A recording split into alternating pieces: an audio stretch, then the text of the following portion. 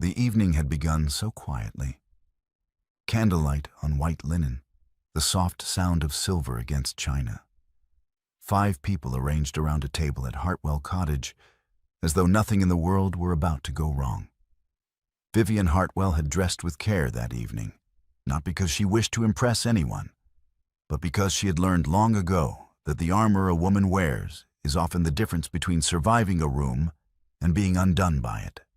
She had sat across from Lord Nicholas Pembroke, her fiancé of 6 weeks, a man who had once spoken to her about a book he had read twice, a man whose unguarded warmth in a library had made her believe, very specifically, that something real was possible. And she had listened to him speak. He had been explaining, in the measured tones of a man who believed he was managing a situation, why the match was a sensible one, why the arrangement suited all parties, why Philippa Hartwell's connection to the Pembroke name would be a benefit to both families. And then, in the middle of a sentence that had no business going anywhere near the truth, Lord Nicholas Pembroke said the wrong thing entirely.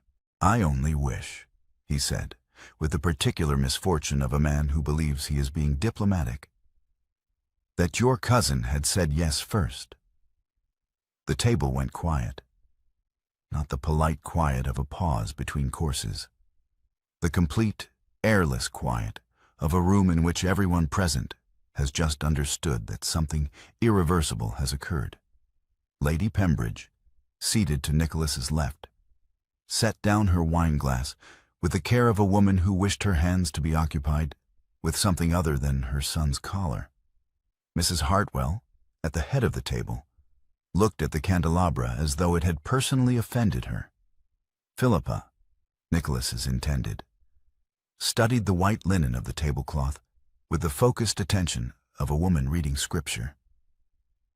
And Vivienne looked at Nicholas. She did not look at him with fury. She did not look at him with tears gathering at the corners of her eyes, or with the trembling lip of a woman about to forgive what has just been said. She looked at him with the clear, steady attention of a woman counting very carefully to 3 and deciding what to do with what she had just heard. Then she placed her dessert fork on the edge of her plate with the precision of someone setting down a surgical instrument after use. She reached for her left hand. She removed the ring, not dramatically, not with a gesture designed for the room, but with the quiet efficiency of someone returning a borrowed book to its proper shelf. And she placed it on the tablecloth beside Nicholas's plate, where the candlelight caught it and held it. "Now ask her again," Vivienne said, in a voice of perfect pleasantness, as though she were suggesting he pass the salt. She folded her napkin, set it beside her plate, and said, "Please excuse me. I find I am rather tired this evening." She stood, and she walked out of the dining room, and they heard her footsteps on the stairs, steady and unhurried, until the sound of them disappeared entirely. Nicholas stared at the ring. It was still warm. His mother stared at him with an expression that contained multitudes, none of them charitable. Philippa continued to study the tablecloth. Mrs. Hartwell looked, for the first time all evening, at Nicholas directly, and then looked away again, as though the sight of him required more patience than she currently possessed. No one spoke for a very long time. The candles burned.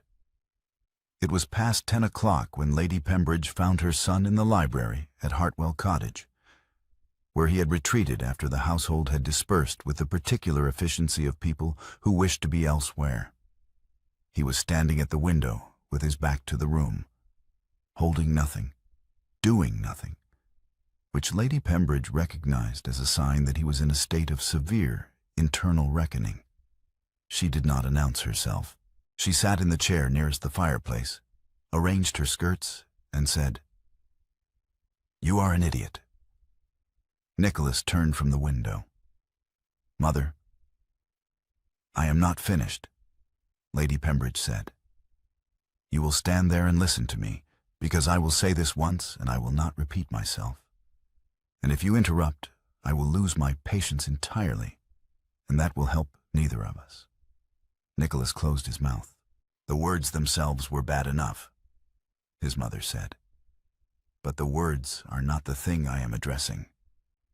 The words were simply the form the cowardice chose to take this evening. The cowardice is the thing I am addressing." She looked at him with the calm precision that he had inherited in a different register from her.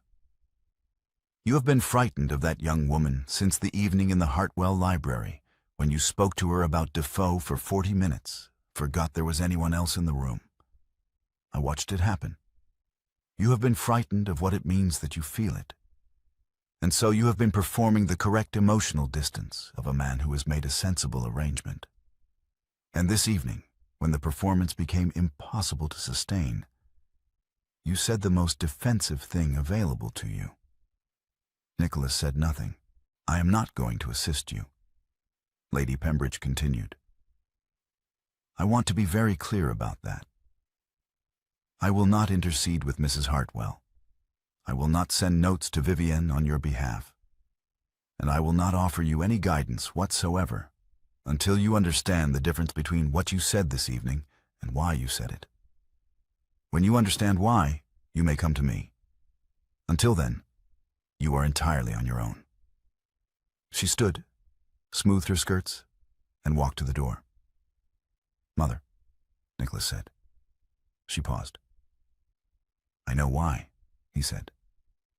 "No," Lady Pembridge said, without turning around. "You know what?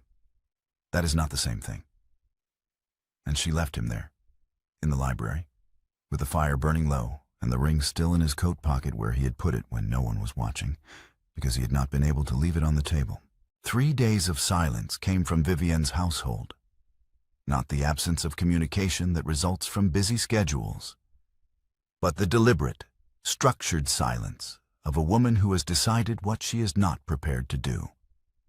On the 4th day, a note arrived at Pembroke Park, written in Vivienne's clear, unhurried hand, addressed to no one in particular, and therefore to everyone. She would not be receiving visitors for the foreseeable future. Nicholas read the note twice. Then he folded it and put it in the drawer of his writing desk, on top of a second note he had begun and not finished, in which he had written the words, "I owe you an explanation," and then stopped, because he did not yet have one that was honest.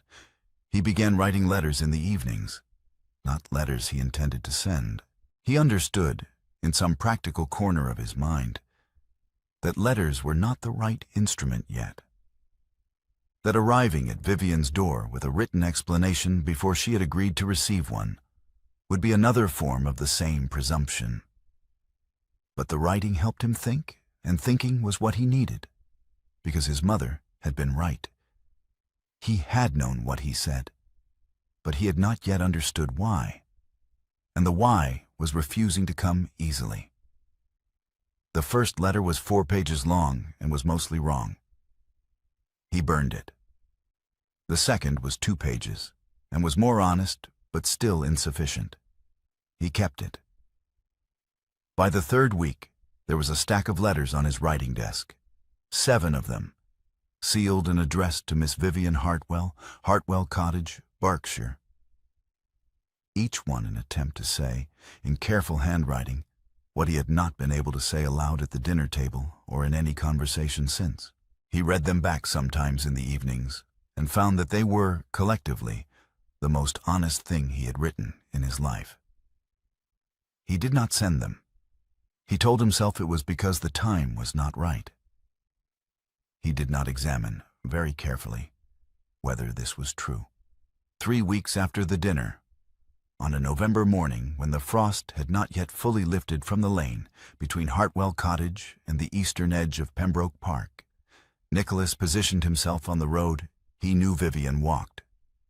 He had not hidden himself. He was standing in plain sight, which he considered the minimum decent gesture available to him. When Vivienne came around the bend in the lane, her coat buttoned to the collar against the cold, she stopped and looked at him. She did not pretend not to see him. She did not change direction. She waited. "I owe you an apology," Nicholas said. "Yes," Vivian said. "You do." He had prepared for this moment. He had thought about it carefully, had constructed something that was genuine and specific, and not self-serving. He began to speak it, and he had managed perhaps 4 sentences when Vivian raised one hand very slightly. Not dismissively, but with the precision of a woman who has decided to be efficient. "Lord Pembroke," she said, "I understand that you are sorry for what you said. I believe that you are. An apology, however, addresses what was said. I am considerably more interested in why it was said. Those are 2 different conversations, and I am not prepared to have the second one as a substitute for the first simply because the first is easier." Nicholas stopped. "Can you tell me why?" she asked. He stood in the frost-bright lane, and the honest answer was that he could not yet. Not in a form that was complete enough to be worth saying. He knew the shape of it. He did not yet know how to say it without it sounding like an excuse dressed as an explanation. "No," he said. "Not yet." Vivienne looked at him for a moment, with an expression that was not cold precisely, but was the opposite of warm. The expression of a woman confirming something she had already suspected.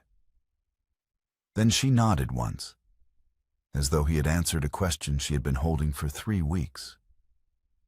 "When you can," she said. "I will listen."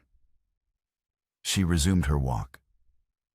She had gone perhaps 20 yards when the carriage came around the bend, a hired vehicle moving at a pace that had no business on a narrow lane. The horses startled by something unseen, the whole apparatus lurching wide.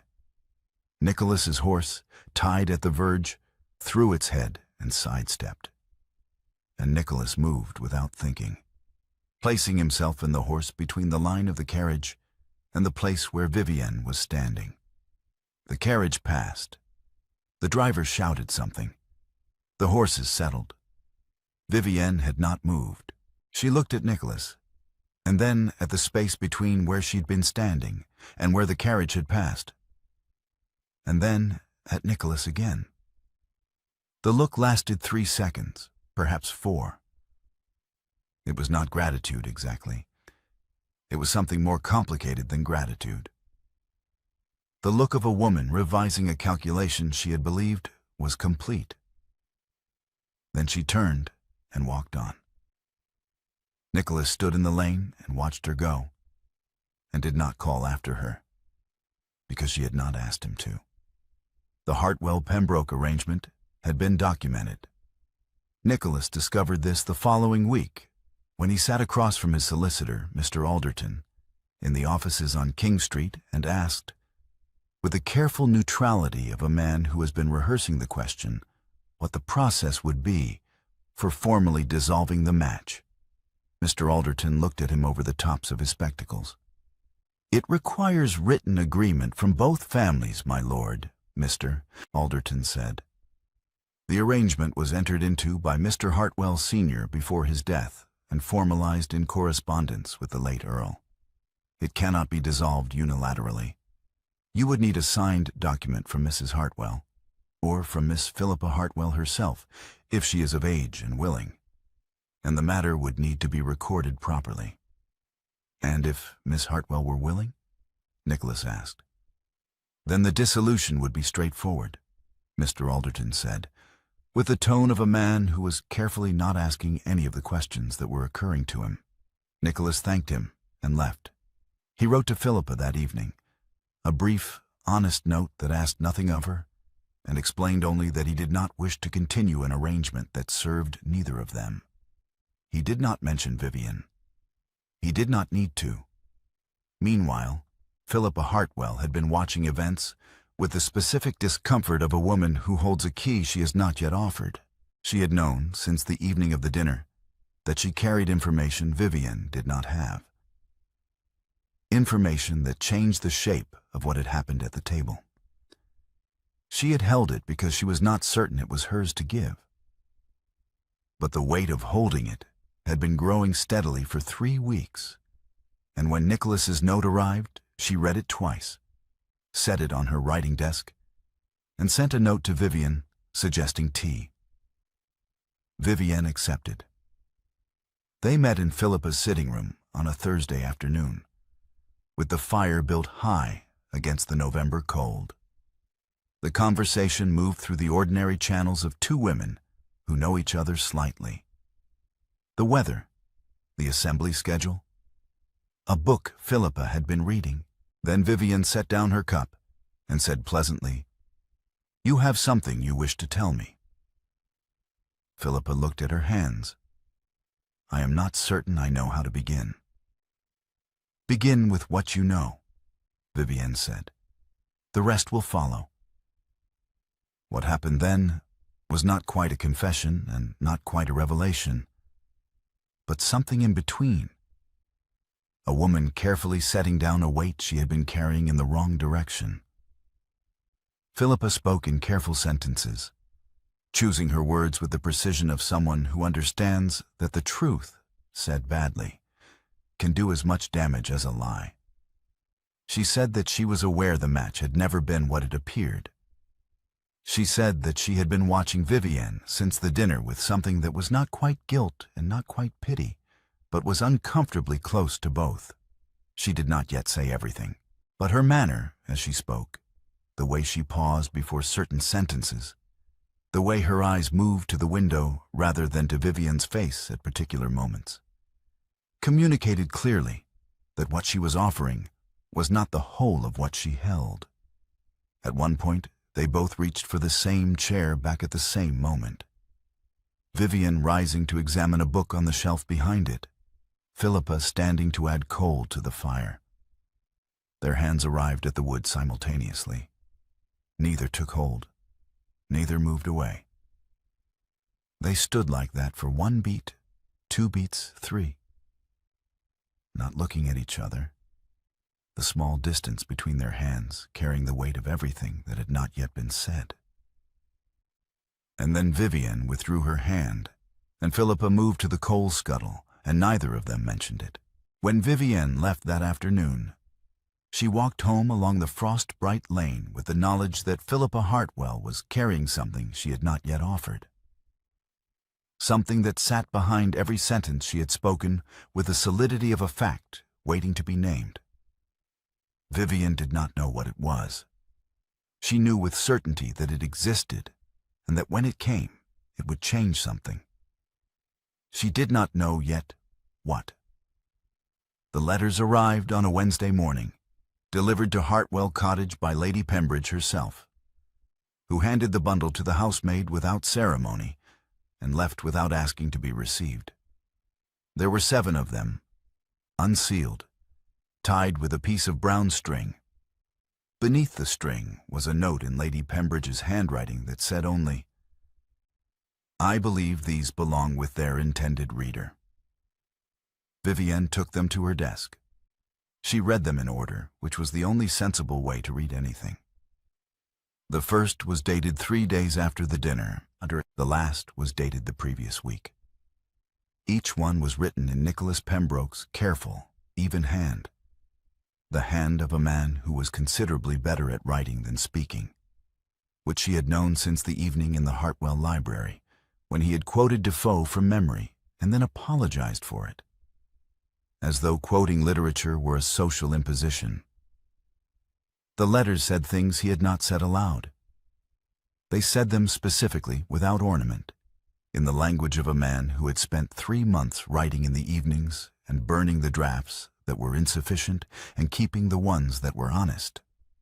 They described, in accumulated detail across 7 letters, why the evening in the library had been the beginning of something he had not known how to manage. They described the specific moment, a Tuesday in August, a conversation about whether a novel could be both funny and true, when he had understood that he was in considerably more difficulty than he had admitted to himself. They described what he had felt at the dinner table when the ring came off his finger.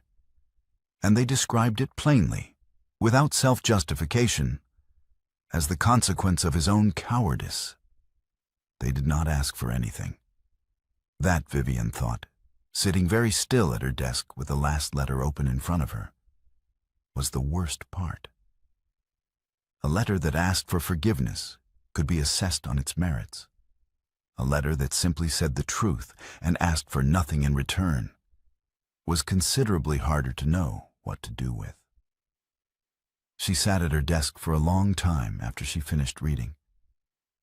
Then she moved to the window, the one that faced east, toward the direction of Pembroke Park, where the November light was already failing across the fields. She sat there until the light was gone entirely, and the room had grown dark around her. And she did not light a candle, and she did not move. She was furious. She was furious at two things that pointed in entirely opposite directions. She was furious at the worst thing he had said aloud at the dinner table, which had been cowardly and specific and had told her something true about the distance between what a man feels and what he is willing to admit to feeling. And she was furious at the best thing he had been saying in private for 3 months, which was every letter on her desk, and which told her something equally true about what he had actually felt and what it had cost him to understand it. These two furies did not resolve each other. They sat side by side in her chest like two fires burning in opposite directions, and she was not prepared to let either of them go simply because the other one existed. She sat at the window until the stars were out. Then she lit a candle, went to her writing desk, and sent a note to Philippa Hartwell asking if she might call. Vivian arrived at Philippa's sitting room on a Friday morning with the particular stillness of a woman who has made a decision about what she needs to know. She sat down, declined tea, and said, without preliminary, "I need you to tell me what you have been holding back." Philippa had been expecting this. She had, in fact, been expecting it since the afternoon of the tea. Since the moment their hands had both arrived at the chair back, and she had understood that Vivian was a woman who noticed everything. She folded her hands in her lap and said, "Yes, all right." "Begin with the arrangement," Vivian said. "Begin with whether you ever wanted it." "I did not," Philippa said simply. "Not for a single day. The arrangement was my father's doing entirely, made 2 years before he died, and I was not consulted. I was informed." She paused. "I want to be clear that I am not asking for sympathy. I am telling you what is true." "And your own situation?" Vivian asked. Philippa looked at her steadily. "There is a clergyman in Oxfordshire," she said. "We have been corresponding for 2 years. I am prepared to sign whatever document removes me from the Pembroke match. I have been prepared to sign it for some time. I was waiting for someone to ask me." Vivian was quiet for a moment. "And the dinner," she said. "What he said. Was it what it sounded like?" "No," Philippa said. "It was not." She chose her next words with the care of someone who understood their weight. "What he said was not longing for me, Vivian. I was there. I watched his face. What he said was what a frightened man says when the feeling he has been refusing to name becomes too large to manage. He said the most defensive thing available to him. He was not looking at me when he said it. He was not thinking about me at all." Vivian received this without moving, without any change in her expression that Philippa could name. "Thank you," Vivian said after a moment. "That is what I needed to know." She stood, put on her coat, and left. The lane outside was bright with cold and clear, the November sky the particular pale blue that belongs to mornings when the light has no warmth in it. Vivian walked with her hands in her coat pockets and her eyes on the road ahead. And she had been walking for perhaps 10 minutes when she became aware that someone had fallen into step beside her. She did not look at him immediately. They walked in silence for a long time, long enough that the cottage fell behind them and the lane opened out toward the fields, long enough that the silence had moved past awkward into something else entirely. Then Vivian stopped. She did not look at him when she asked the question. She looked at the road ahead, at the frost on the verge, at the pale sky above the elms. "The letters," she said. "Did they mean what they said?" Nicholas was quiet for one breath. "2. "Yes," he said. Vivian turned. She kissed him, brief, decided, unapologetic, the kiss of a woman who has made a calculation and acted on it with full knowledge of what she is doing. Then she turned back to the road and resumed walking. Nicholas stood still in the lane. He stood there for a moment that was long enough to be counted, long enough to be felt, and then he walked after her. She did not quicken her pace. The frost lay bright and undisturbed on either side of the lane, and neither of them spoke, and neither of them needed to. Philippa signed the formal document of withdrawal on the 1st of December in Mr. Alderton's offices on King Street, in the presence of her mother and Nicholas's solicitor, who recorded it with the careful efficiency of a man who had learned not to ask questions about the personal circumstances of formal agreements. The dissolution was properly recorded. The Hartwell-Pembroke arrangement, as it had existed in correspondence and in the understanding of two families, ceased to exist. Society's attention sharpened immediately. Everyone in Berkshire who had been present at the dinner 6 weeks earlier, and a number of people who had only heard about it secondhand but had formed strong opinions regardless, was now watching with the focused interest of people who understand that a story is not yet finished. The ring had come off the table publicly enough. What came next would also be public, or it would mean nothing. Lady Pembridge understood this perfectly. She had understood it, in fact, before Nicholas had finished explaining the situation to her in his library, because she had been managing the social architecture of Berkshire for 30 years, and she knew exactly what the moment required. What was required was an occasion. What was required was a room full of witnesses and the right invitation, delivered in the right way. She arrived at Hartwell Cottage on the 15th of December, in person, in the mid-afternoon, and she asked for Mrs. Hartwell and was shown into the drawing room, the same drawing room where the candles had burned low 6 weeks earlier, where the ring had sat beside Nicholas's plate and the silence had been absolute. Mrs. Hartwell received her with the cautious courtesy of a woman who is not certain what is being offered. Lady Pembridge sat, declined refreshment, and produced an envelope from her coat. "The Christmas assembly at the Pembridge Arms," she said, "is the 23rd of December. I would very much like Miss Vivian Hartwell to attend as a guest of our family." She set the invitation on the table between them. "I am delivering this myself, Mrs. Hartwell, because I wished there to be no ambiguity about what it represents." Vivienne had come downstairs during the visit, and she stood now in the doorway of the drawing room. Lady Pembridge looked at her directly. She looked. "Miss Hartwell," she said. Vivienne crossed the room, picked up the invitation, and read it. She looked at Lady Pembridge with the clear, steady attention that her future mother-in-law had come to recognize as the register she used when she was deciding something important. "Thank you," Vivienne said. "I will attend." Lady Pembridge nodded once, stood, and took her leave with the efficiency of a woman who has accomplished what she came to accomplish. When the door had closed behind her, Mrs. Hartwell looked at her daughter with an expression that contained equal parts relief and apprehension. "Vivian," she said.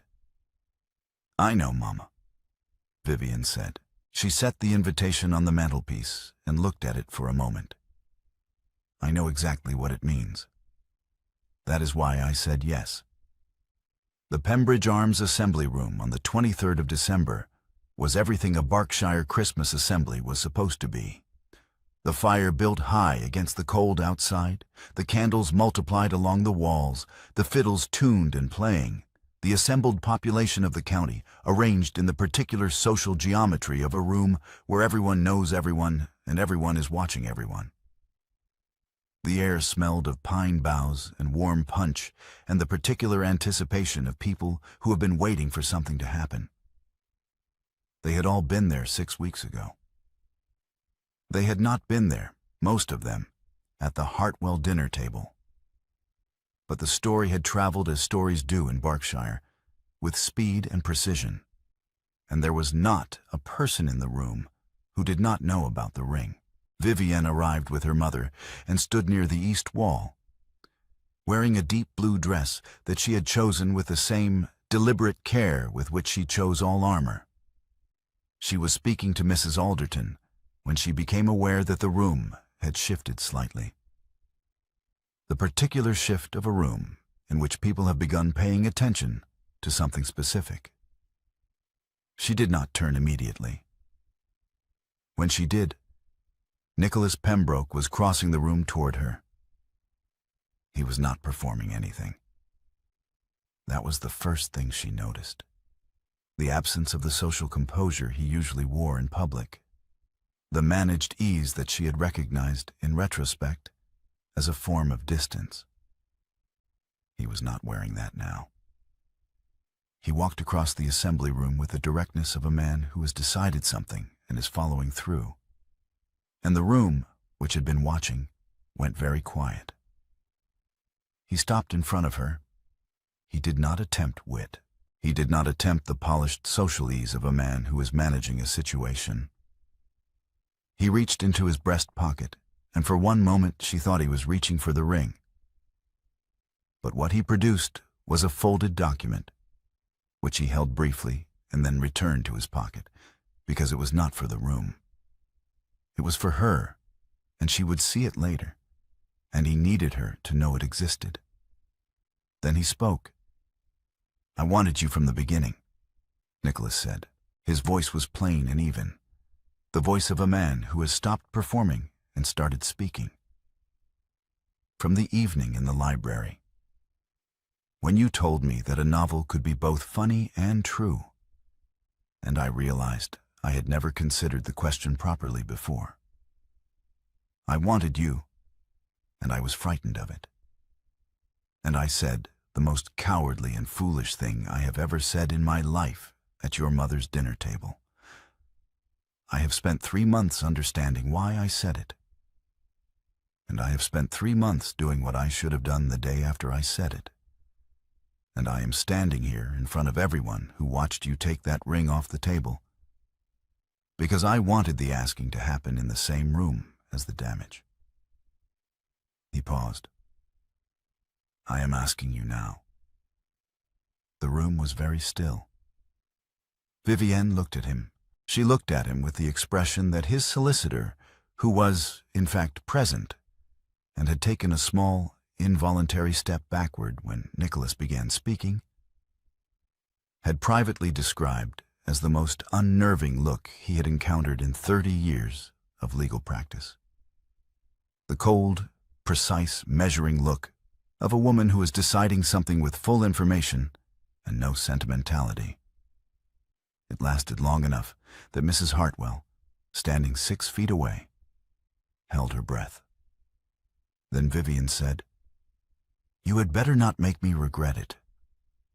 She gave him her hand. The room exhaled. Someone near the fireplace began to clap, and then several people joined them, and the fiddles resumed, and the ordinary noise of an assembly room reasserted itself around them. But none of that was the thing that mattered. What mattered was her hand in his, and the fact that she had not looked away.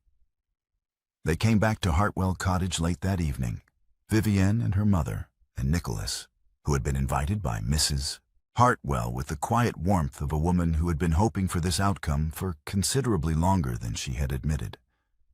The drawing-room fire had been banked low by the housemaid before they left, and someone had brought in fresh candles.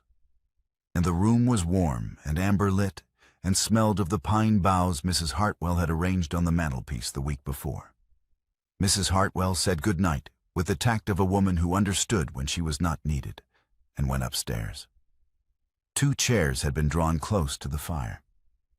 Vivienne sat in one and Nicholas in the other, and his coat was over the back of hers before either of them had quite arranged themselves, which was the kind of small domestic accident that says more than a speech. Nicholas reached into his breast pocket. He had retrieved the ring from his desk at Pembroke Park the morning after the dinner, 6 weeks ago. Because he had not been able to leave it on the table, he had carried it since then in the same pocket. Not as a talisman, not as a performance, but because it was hers and it belonged with him until he could return it properly. He took her left hand, and he put the ring on her finger himself, in the low firelight, in the drawing room where she had taken it off. With no audience except the fire and the pine boughs and the evening settling quietly around them. Vivienne looked at the ring on her hand. She looked at it for a long moment. The same ring, the same hand, the same drawing room, and everything else entirely different. Then she looked at him. "You understand," she said, "that you will need to be considerably better at this than you have been." "I have been made thoroughly aware of that," Nicholas said. "By your mother," Vivienne said. "By several parties," Nicholas said. "My mother was the most efficient." Vivienne looked at the ring again. Something in her expression changed. Not the cold precision, not the surgical clarity she used when she was managing a situation, but something warmer and more unguarded. The expression of a woman who has stopped performing willingness and arrived at the real thing. She smiled, not the precise, measured smile she used in assembly rooms, but the real one, the one that reached her eyes and stayed there, the one that Nicholas had seen exactly twice before and had been writing letters about for 3 months. "The book," she said, "the one you read twice. What was it?" "Defoe," Nicholas said. "Robinson Crusoe.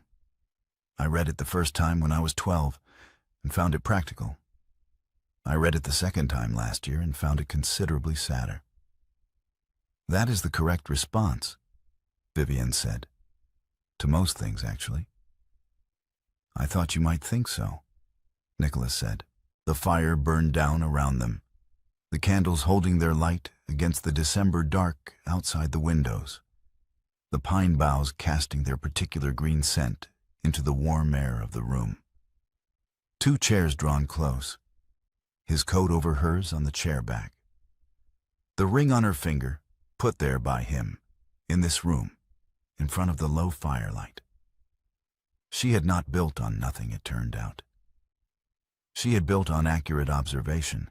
He had wanted her, precisely and specifically, since a Tuesday in August when she had told him a novel could be both funny and true. The cowardice had been the obstacle. The obstacle was gone. The fire burned,